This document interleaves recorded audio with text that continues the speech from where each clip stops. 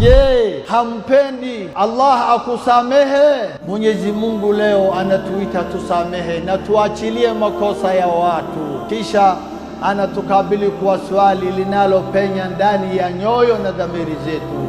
Anasema, ala tuhibbuna an yaghfira Allahu lakum, je, hampendi Allah awasamehe? Ndugu zangu katika imani, maana ya aya hii ni kama unataka Allah akusamehe dhambi zako, akufutie dhambi zako, akufunike aibu zako na akurehemu makosa yako, basi anza kuwasamehe wengine. Msamaha kwa watu ni njia ya kupata msamaha wa Allah. Assalamu alaikum wa rahmatullahi wa barakatuh. Ndugu zangu katika imani, amani iwe juu yenu na rehema za Mwenyezi Mungu na baraka zake. Kwa jina la Mwenyezi Mungu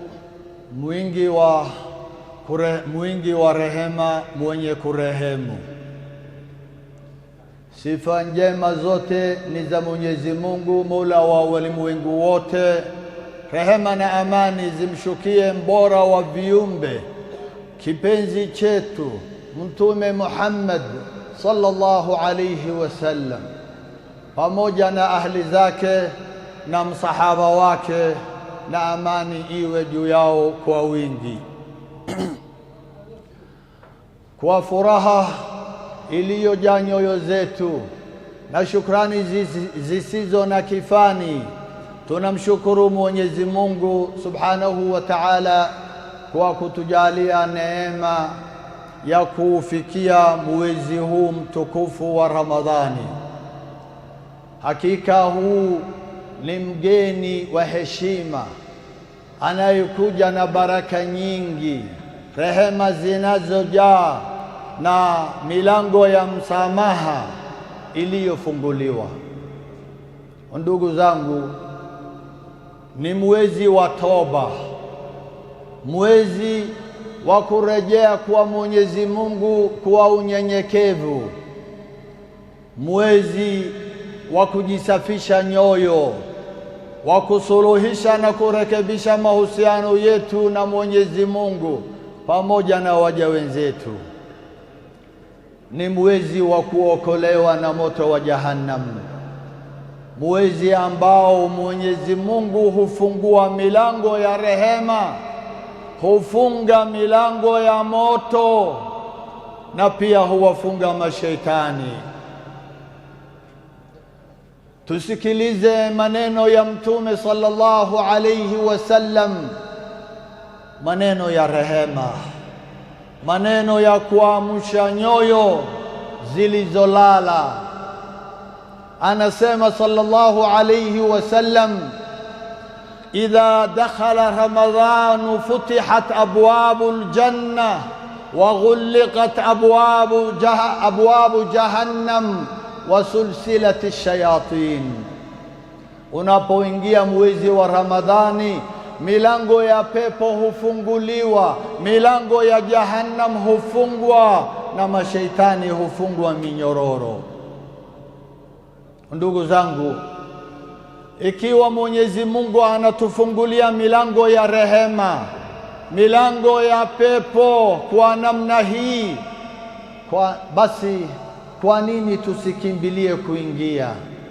Ilhali yeye mwenyewe anasema, falyatanafasil mutanafisun, basi na washindane wenye kushindana. Wasari'u ila maghfiratin min rabbikum, kimbilieni msamaha wa Mola wenu. Fastabiqul khairat, shindaneni katika khairi. Hii ni mwito wa kuharakisha kufanya mema, kushindana katika ibada, toba, sadaka na kila linalomridhisha Allah subhanahu wa ta'ala. Mwezi huu si wa kusubiri, bali wa kujisonga mbele, si wa kulegea, bali wa kujituma zaidi.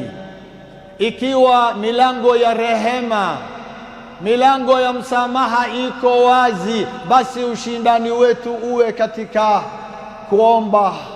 kuomba msamaha, kusamehe wenzetu, kusali kwa unyenyekevu, kusoma Qur'ani na kuwasaidia wengine kwa wema. Hapo ndipo tunapoitikia kwa vitendo kauli ya Mwenyezi Mungu ya kutuhimiza kushindana katika khairi. Ndugu zangu waumini, wengi wetu hukaribisha mwezi huu mtukufu wa Ramadhani kwa kujikita zaidi katika maandalizi ya chakula na ratiba za ibada pekee, ilhali Uislamu wetu unatufundisha kuwa maandalizi ya msingi na muhimu zaidi ya Ramadhani ni maandalizi ya moyo. Ramadhani hauji kwa kufunga matumbo tu, bali huja kufungua nyoyo zilizokuwa zimefunga, nyoyo zilizokuwa zimefungwa. Hufuta chuki na uhasama, huamsha na kuhuisha nafsi zilizokuwa zimekufa ndani ya nyoyo zetu, huvunja uadui uliodumu kwa muda mrefu, huimarisha mshikamano na hueneza rehema na amani miongoni mwa watu. Ndugu zangu waumini, basi tuukaribishe mwezi huu mtukufu wa Ramadhani kwa kuomba msamaha kwa tuliowakosea, kusamehe wenzetu, kusamehe waliotukosea na kujenga upya mahusiano yaliyovunjika kati yetu. Hapo ndipo Ramadhani yetu itakapokuwa na nuru. Dua zetu zitapandishwa na saumu zetu zitakuwa na ladha ya kweli. Mtume wetu Muhammad sallallahu alayhi wasallam kila mara anatuhimiza kusameheane, kubatane na kuwasaidia wengine. Mwenyezi Mungu anasema subhanahu wa ta'ala, walyafu walyasfahu ala tuhibbuna an yaghfira Allahu lakum. Allah, basi wasamehe na wapuuze makosa. Je, hampendi Allah akusamehe? Mwenyezi Mungu leo anatuita tusamehe na tuachilie makosa ya watu, kisha anatukabili kwa swali linalopenya ndani ya nyoyo na dhamiri zetu. Anasema, ala tuhibbuna an yaghfira Allahu lakum. Je, hampendi Allah awasamehe? Ndugu zangu katika imani, lazima tusameheane. Maana ya aya hii ni kama unataka Allah akusamehe dhambi zako, akufutie dhambi zako, akufunike aibu zako na akurehemu makosa yako, basi anza kuwasamehe wengine. Msamaha kwa watu ni njia ya kupata msamaha wa Allah. Kama unavyowatendea watu, ndivyo unavyotarajia kutendewa na Allah. Basi kwa nini bado unashikilia chuki na kubeba makosa ya watu moyoni? Kwa nini unafunga mlango wa msamaha kwa wengine, ilhali kila siku unabisha mlango wa mbinguni ufunguliwe kwa ajili yako? Ndugu zangu, wacha niwaambie jambo moja muhimu. Madamu moyoni mwako kuna uovu, chuki na husuda, na unawanyima watu msamaha, basi ujue kwamba milango ya rehema na msamaha wa Allah hubaki imefungwa kwako, kwa sababu uadui, hasira na husuda uliomo moyoni huharibu hata mema unayoyatenda. Haiwezekani mtu atarajie msamaha wa Ramadhani, msamaha wa Mwenyezi Mungu, wakati anawanyima watu msamaha. Hakuna, ndugu zangu, hakuna aliye mkamilifu. Kila mmoja wetu ana makosa. Kila siku tunamkosea Mwenyezi Mungu, ilhali yeye ametujalia neema zisizohesabika. Ametuumba, ameturuzuku na ametulinda. Je, ametufanyia nini? Ametufanyia nini hadi tumkosee kiasi hiki? Tunamkosea kwa macho yetu tunapoangalia yasiyofaa.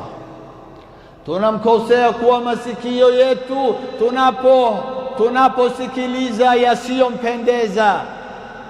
Tunamkosea kwa ndimi zetu tunaposema yasiyofaa. Tunamkosea kwa mikono yetu tunapotenda maovu, na tunamkosea kwa miguu yetu tunapoelekea kwenye mambo yasiyompendeza. Makosa yetu ni mengi, yanajirudia mara kwa mara, na wakati mwingine hatuyatambui. Lakini pamoja na wingi wa makosa hayo, rehema ya Mwenyezi Mungu ni kubwa zaidi. Lau tungeshikwa kwa kosa moja tu miongoni mwa makosa hayo mengi, bila shaka tungeliangamia. Hivyo basi, ndugu zangu, tujitahidi kutubia kwa dhati, kumwomba msamaha kila mara na kurekebisha mwenendo wetu. Ndugu zangu waumini, ni jambo la aibu, sikilizeni vizuri hiyo, ni jambo la aibu na la kuhuzunisha kuona ndugu wakigombana na kutengana kwa mambo duni yasiyo na thamani ya kudumu. Tunavunja undugu, tunaharibu mahusiano na tunajenga chuki mioyoni mwetu kwa ajili ya mali ya dunia, kwa ajili ya mali ya dunia, vitu vya kupita tu. Je, kweli tumefikia hatua ya kutengana kwa sababu ya vipande vya dunia, vipande vya mali ya dunia, hata majani ya chai na vitu visivyo na thamani? Je, kweli mali ya muda mfupi ina thamani kuliko damu na undugu wetu? Vitu vinavyokuisha leo au kesho vinafaa kututenganisha milele. Ziko wapi akili zetu na dhamiri zetu? Iko wapi imani yetu na Uislamu wetu uliopaswa kutuunganisha milele? Wangapi leo wamekatana kwa muda mrefu, hakuna mawasiliano wala hata kusalimiana, kwa sababu ya migogoro ya kifedha, upotovu wa itikadi za kidini na siasa tasa duni zisizo na tija wala manufaa, pamoja na habari za uongo zisizothibitishwa zilizovunja umoja na mshikamano wao, hadi chuki ikatawala na uadui ukajikita mizizi ndani ya nyoyo zao. Ndugu zangu, Ramadhani huja kuvunja minyororo hiyo. Mtume wetu sallallahu alayhi wasallam ametufundisha kuwa matendo ya watu huinuliwa kwa Mwenyezi Mungu, hupandishwa kwa Mwenyezi Mungu kila Jumatatu na Alhamis. Lakini kwa bahati mbaya, watu wawili, ndugu wawili wanaogombana, wenye wadui kati yao na waliojaa chuki na hasira mioyoni mwao, hawafutiwi dhambi zao, hucheleweshwa mpaka watakapokusuluhisha tofauti zao, kumaliza ugomvi wao na kupatana, huambiwa andhiru hadhaini hatta yastaliha, waacheni hawa wawili mpaka watakapokusuluhisha na kupatana. Maneno haya hayasemwi kwa mzaha, ni onyo nzito kutoka kwa mtume wetu Muhammad sallallahu alayhi wasallam, maneno yanayotetemesha mioyo. Yanazungumzia watu wawili, ndugu wawili wanaogombana, wanaokataa kusameheana, wanaokaa chuki na hasira mioyoni mwao. Mtume ametufundisha na kutufahamisha kuwa matendo yao yanasimamishwa, dua zao zinacheleweshwa, na msamaha wao unasubiri mpaka watakapopatana. Ndugu zangu,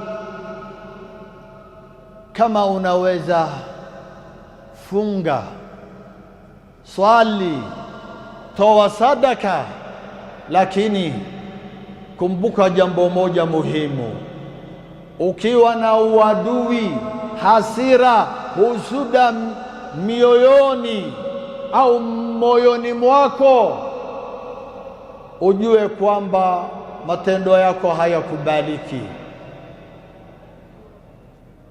Hakuna sala itakayokuletea thawabu, hakuna sadaka itakayokuletea baraka, wala hakuna ibada yoyote itakayokukurubisha kwa Mwenyezi Mungu ikiwa moyo wako umejaa uadui na uhasama, kwa sababu Mwenyezi Mungu hapendi nyoyo zilizojaa uovu, chuki, hasira na kinyongo, wala hapendi uadui na uhasama unaotenganisha Waislamu. Ndugu zangu,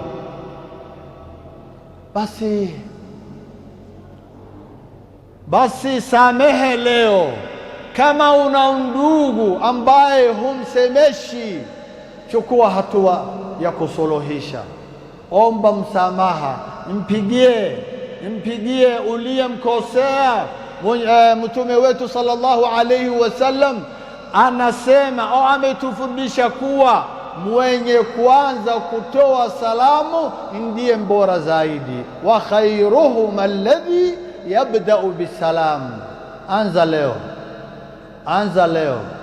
Anza leo kutoa salamu, usisubiri kesho. Hakuna aliyepangiwa kesho, wala hakuna aliyehakikishiwa pumzi inayofuata. Mauti hayabishi hodi. Anza kufanya suluhu na upatanisho. Mwenyezi Mungu anasema wasulhu khair, na suluhu ni khairi, na kupatana ni bora. Anza leo. Msamaha hauhitaji muda, unahitaji moyo. Samehe leo, salimia leo, vunja uadui leo.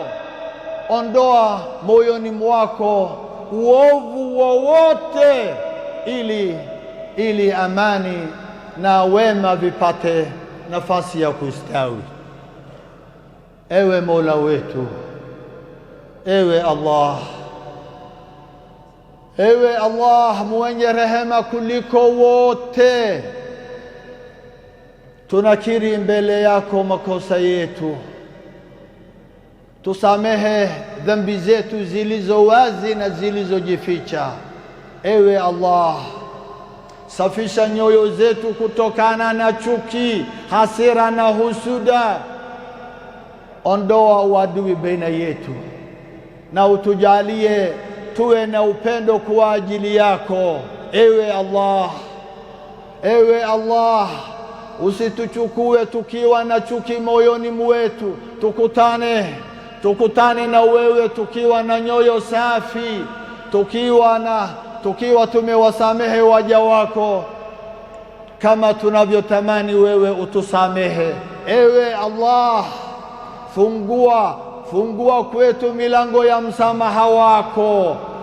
Utuhitimishie kwa toba ya kweli na msamaha kamili. Hakika wewe ni mwingi wa kusamehe na unapenda kusamehe, basi tusamehe. Ewe Allah, astaudi'ukum Allah alladhi la tadi'u wadai'uhu. Wassalamu alaykum wa rahmatullah.